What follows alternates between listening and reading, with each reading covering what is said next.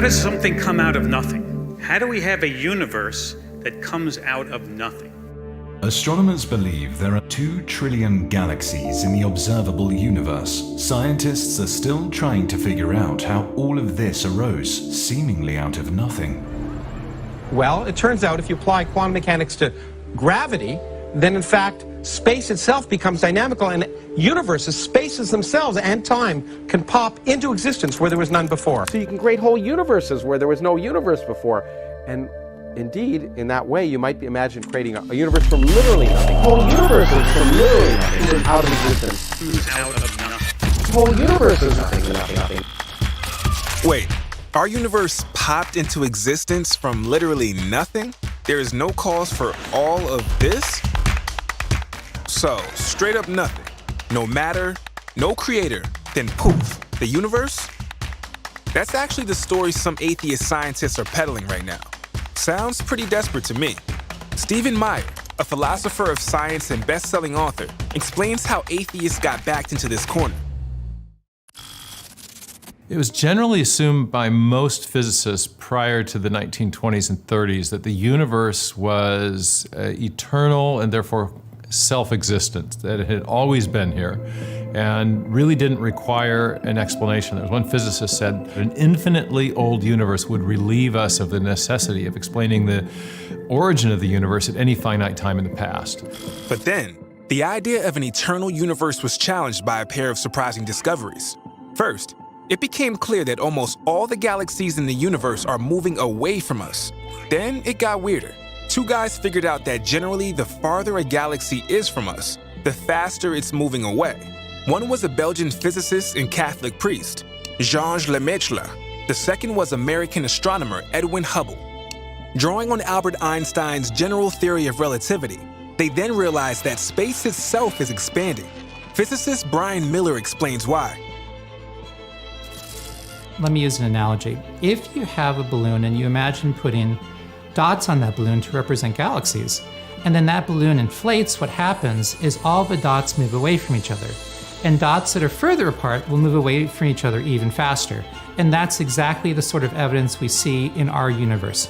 This discovery suggests that if you reverse time, like a movie running backward, then all the galaxies would draw back together to a single point, which led to a conclusion that some scientists didn't really want to face. The universe has been expanding from a finite beginning point, where not only matter and energy, but time and space itself began. Today, scientists call this first moment of the universe the Big Bang. All started with the Big Bang. The Big Bang theory means the universe is not eternal after all. It has a beginning.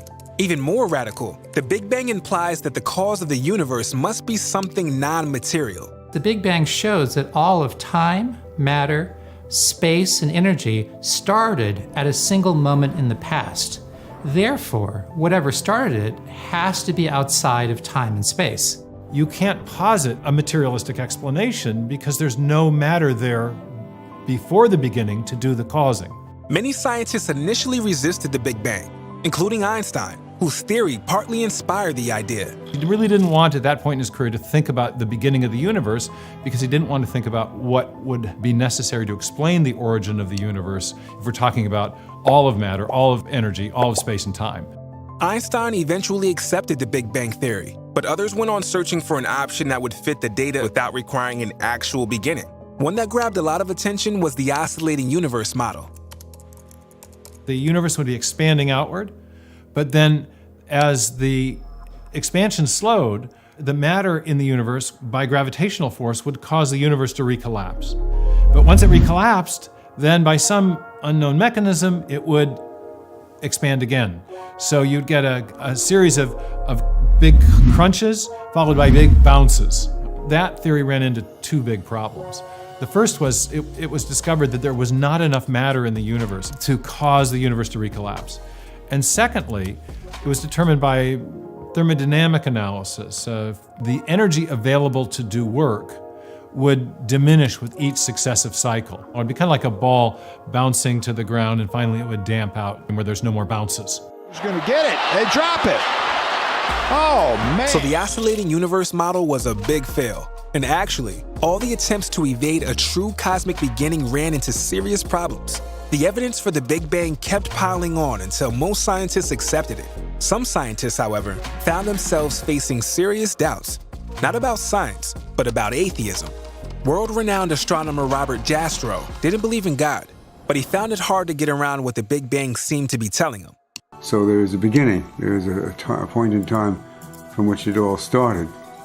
And that's a remarkable thing because it has a very strong theological flavor to it.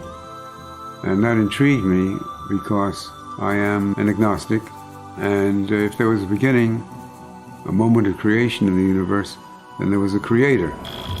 Of course, a lot of scientists still resist going where the science seems to be leading. Take physicist Stephen Hawking.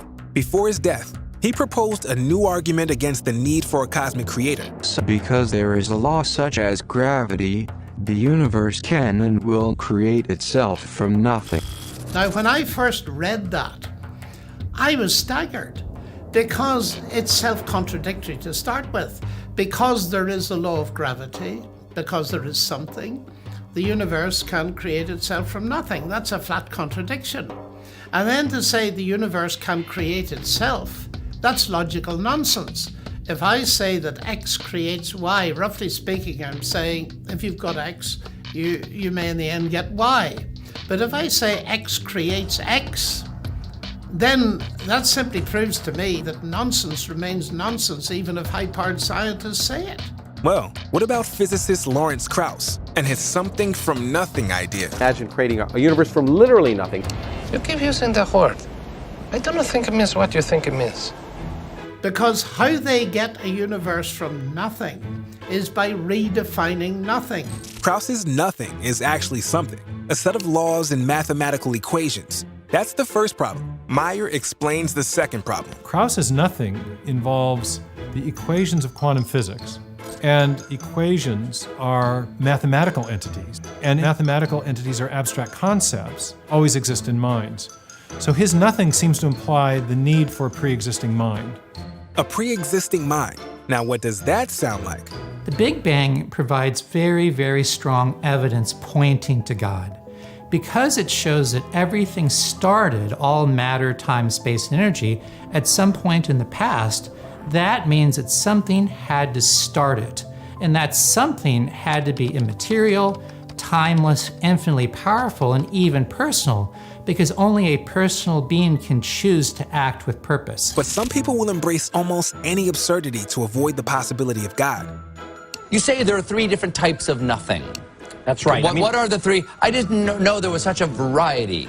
A sampler platter. You haven't been rubbing any of that baby shampoo on your head, have you? With the THC in it? Well, no? I'm no You're comment. clean? No comment. You're clean? Yeah. Leave me a hair sample. 3 kinds of nothing or 3 kinds of nonsense. If people can convince you that our entire existence comes from nothing, then it's just a short step to believe as a product of nothing, you are nothing. That all the things you see, touch, taste, smell, think, and feel mean nothing because they came from nothing, were caused by nothing, and serve nothing. But if you and the universe were created by someone, a grand creative genius, the maker of matter, energy, space, and time, then you were made for a reason. Your existence means something. You are here for a purpose. For those willing to open their eyes, that's the amazing reality science is revealing. We are not materialists. We see the human soul. We experience love. We live with purpose. We fight for justice. We are the quiet majority, and we will be quiet no longer.